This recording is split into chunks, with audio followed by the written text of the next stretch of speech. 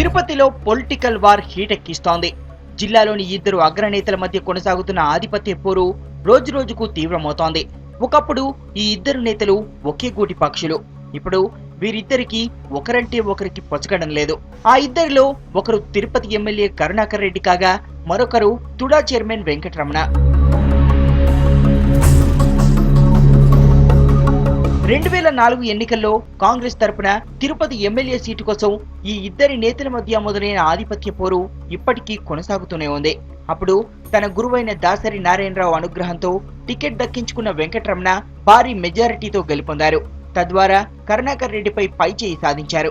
MLA seat దక్కకపోయినా అప్పటి CM YS తో ఉన్న అనుబంధంతో వరుసగా తుడా చైర్మన్, టీటీడీ పాలక మండలి చైర్మన్ పదవులు దక్కించుకుని తన సత్తా చాటారు కరుణాకర్ రెడ్డి. 2009లోనూ సేమ్ సీన్ రిపీట్ అయింది. అయితే ప్రస్తుత కేంద్ర మంత్రి చిరంజీవి తిరుపతి నుంచి పోటీ చేయడంతో కరుణాకర్ రెడ్డికి ఓటమి తప్పలేదు. ఆ తర్వాత వైఎస్ మరణంతో కరుణాకర్ రెడ్డి కాంగ్రెస్ ను వీడి వైసీపీలో జాయిన్ అయ్యారు. వెంకటరమణ మాత్రం కాంగ్రెస్ లోనే కొనసాగుతున్నారు. ఇక 2012లో జరిగిన తిరుపతి ఉప ఎన్నికల్లో వైసీపీ నుంచి పోటీ చేసిన కరుణాకర్ రెడ్డి వెంకటరమణపై భారీ మెజారిటీతో విజయం సాధించారు. ఇక అప్పటి నుంచి కరుణాకర్ రెడ్డి హవా కొనసాగుతోంది.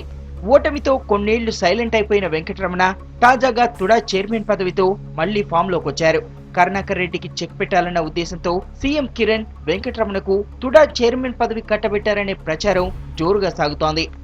ఇమ్మీడియట్ గా చేసి ఎలక్షన్ లోపల వాళ్ళందరికీ ఇవ్వమని చెప్పాడు. పేదవాళ్ళందరికీ కూడా ఏదో సహాయం చేయాలని ఉద్దేశంతో వచ్చాను, కానీ ఈ పదవి నాకు ఆశించి ఏదో కొత్త ఉపయోగించిన నాకు ఎమ్మెల్యేగానే ఇష్టం.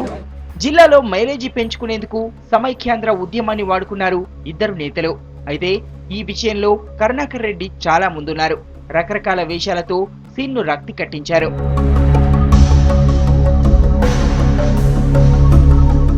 ఎన్నికలు దగ్గర పడుతుండటంతో వీరి మధ్య ఆధిపత్య పోరు మరింత రాజుకుంది. పవర్ పాలిటిక్స్ కు సిద్ధమవుతున్నారు నేతలు.